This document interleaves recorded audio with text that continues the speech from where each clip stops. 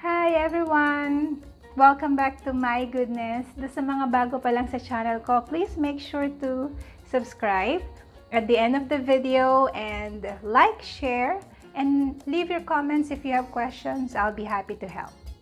Okay, so simulan na natin guys. Ngayon magluluto tayo ng ulam. Ile-level up lang natin yung ating fried tilapia. So, meron tayo dito ang 3 pirasong tilapia. So, more or less 1 kilo. Pinalinis ko na. And then, hihiwaan natin siya dito. Okay. Magkabila. At saka ipiprito natin.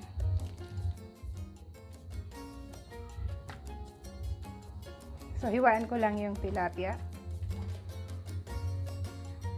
Para doon sa mga bago pa lang nagluluto. Ako kasi guys, hindi ko na pinapatanggal tong mga to. Kasi paborito ko yan, lalo na kapag piniprito. Kinakain ko yan. Malutong kasi.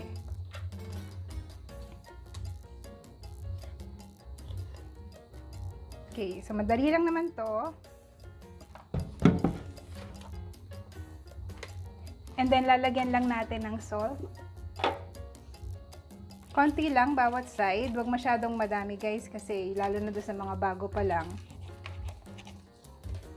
magiging masyadong maalat yung piniprito nyo.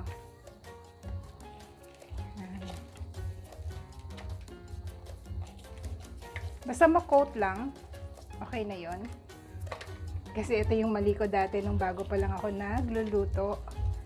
Natuwa ako sa asin, so ang dami ko talagang nilagay, kaya hindi nakain ng aming prito sa alat. Okay, that's it. So, buksan lang natin yung ating kalan.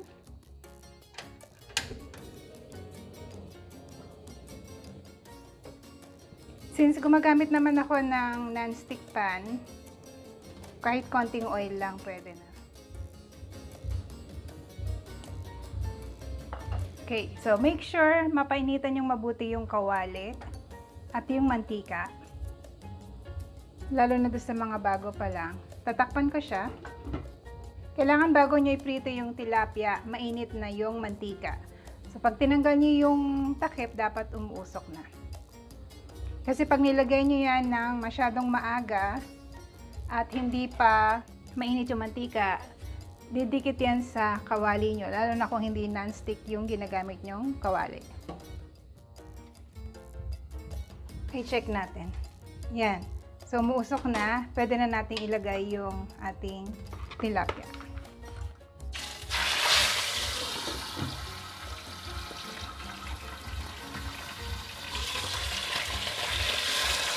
Be very careful doon sa mga bago pa lang nagluluto. Hindi birong matalsikan. I-maintain nyo lang yung medium heat ng kalan. Pag naluto na yung tilapia, baliktarin nyo na. Malalaman nyo kung luto na yan, humihina na yung tunog. At saka pag babaliktarin nyo na, hindi na dumidikit sa kawali yung laman niya. So kapag nadikit pa sa kawali yung laman, huwag nyo munang baliktarin. Ibig sabihin, hindi pa luto. Okay, so tapusin ko lang yung pagluluto natin. Okay guys, so naprito na natin yung ating 3 tilapia.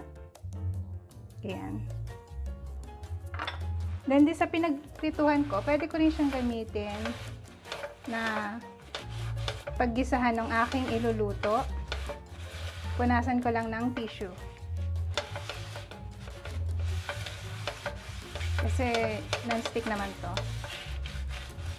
Tinanggal ko lang yung mantika. Okay, so ready na tayo maggisa. Maglalagay lang tayo ng konting mantika o oil.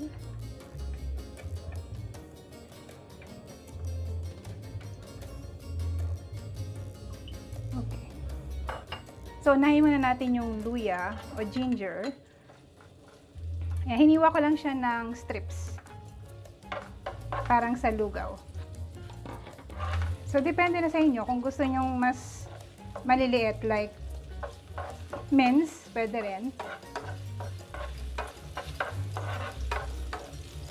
So, inuna ko muna yung luya kasi ito yung pinakamatagal maluto.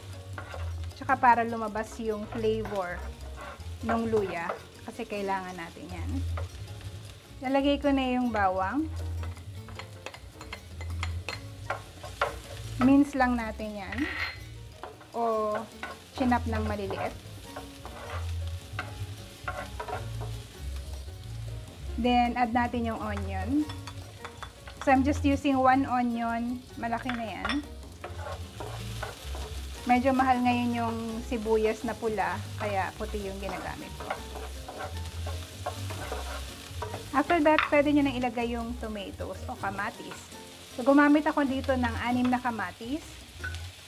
Piliin nyo yung hinog na hinog. Mas mapula at mas hinog, mas okay gamitin. Kasi kailangan natin pakatasin ito.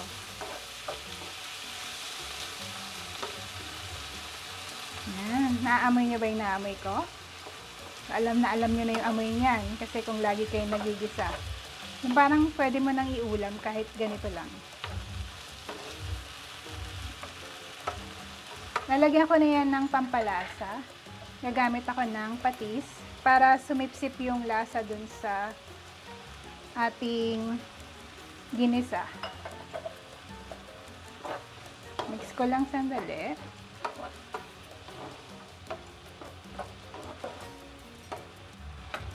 Okay. Then, pahinaan lang natin. Hintayin natin na maging durog-durog yung kamatis. Nandyan kasi yung secret ng masarap na ulam natin ngayon. Habang inaantay nating maluto yung ating kamatis, may papakita ko sa inyo kung ano yung wansoy o coriander na gagamitin natin. So, usually nabibili ko to sa SM groceries. Meron ding nabibili sa mga palengke, sasabihin nyo lang wansoy. So, may pagkakahawig ito sa kinchay, pero yung kinchay, maliliit yung dahon. Mas maliliit kesa dito. While ang wansoy, mas malalaki yung dahon niya. At pag inamoy mo, iba ang amoy ng kinchay. Kung alam niyo yung nilalagay sa pansit, kinchay yon. Pag nilalagay sa mga Chinese dishes o mga Asian cuisine, mostly coriander. Iba yung amoy ng coriander. Yung amoy ng nilalagay sa mga Vietnamese food, like pho, coriander yon. O wansoy. Wow, ang sarap. Ang bango. Pag naamoy ko tong wansoy, naalala ko yung pho. It's a Vietnamese dish. Gagawin din natin yun dito. Pag wala naman kayong mahanap na wansoy, pwede kayong gumamit ng celery. Normally, hindi naman nawawalan sa mga groceries ng wansoy o celery. So, konti lang naman ang kailangan natin dito, guys. Kailangan lang nating pampalasa. Okay, so check nyo rin from time to time yung niluluto. Mix it. So, kailangan nating makita yung yan, oh, lambot na malambot na yung kamatis.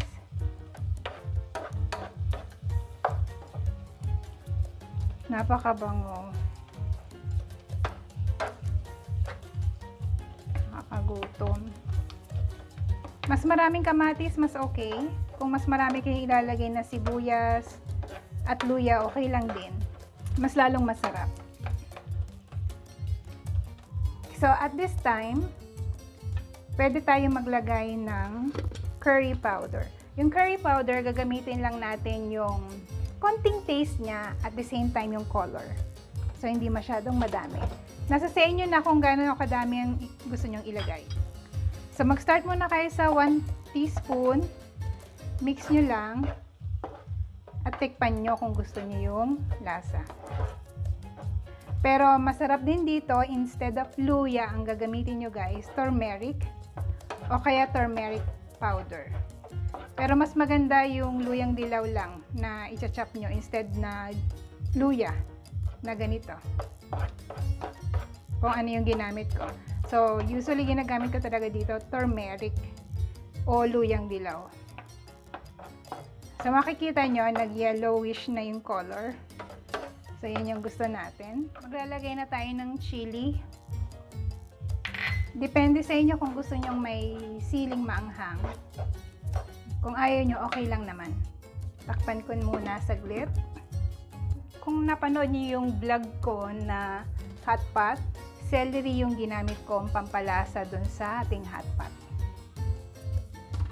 Okay, so ilalagay ko na yung ating 1 soy and a little bit of celery. Konting 1 soy lang naman ang kailangan nyo. Kung mas gusto nyo mas marami, okay. Mas maganda, mas masarap. Then, mag-a-add na tayo ng sugar. 1 tablespoon. Then, konting Mamacita's barbecue mix. For the color and seasoning na rin. Mix nyo lang ng konti and then lalagyan natin to ng another teaspoon of curry powder. So, in total na nilagay ko ay 2 teaspoons. Then, I'll be adding water. This is just half cup. Then, lakasan natin yung apoy. Lalagay natin yung ating fish.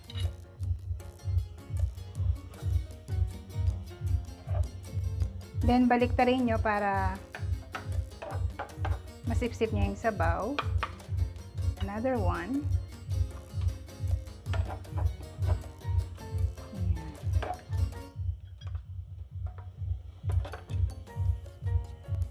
Hayaan lang natin siya na kumulo. Tatakpan ko. Sandali lang ito, mga 2 minutes.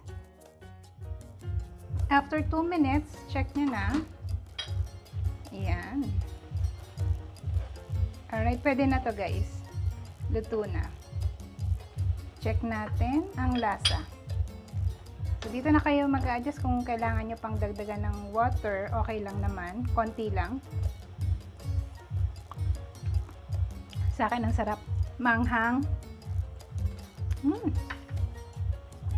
I love 1 soy. Okay, so patay na natin. And ready to serve na to.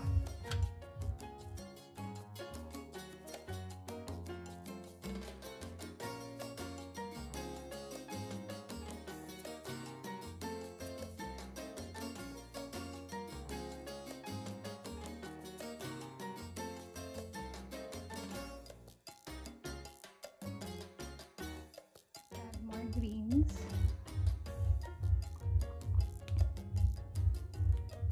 Ito yung 1 soy. So, ito na yung ating fried tilapia sauteed in onions, tomatoes, and coriander. Yan. Magugustuhan nyo to guys.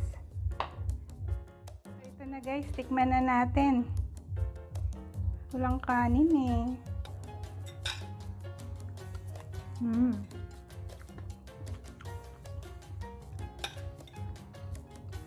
Sarap talaga.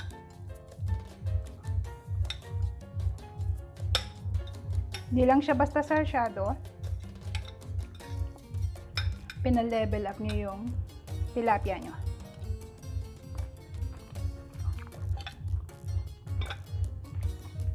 Nakita nyo yung color yellow, yan yung curry na nilagay natin. So, kapalit ng curry, pwede kayong gumamit ng turmeric ginger o kaya turmeric powder. Pero masarap din ang curry. Kailangan mo talaga ng kanin. Malasa. At guys, kasi paborito ko talaga yung 1 soy.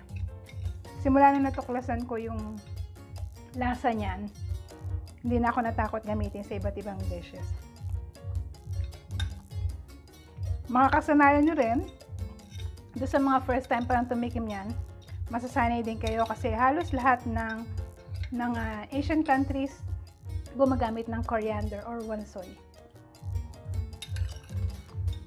Yan yung lagi nilang dinidecor sa kanilang mga ulam. Alright, so thank you so much for watching this video, guys. Gawin nyo na sa mga bahay nyo and enjoy with your family. Have a great day, everyone!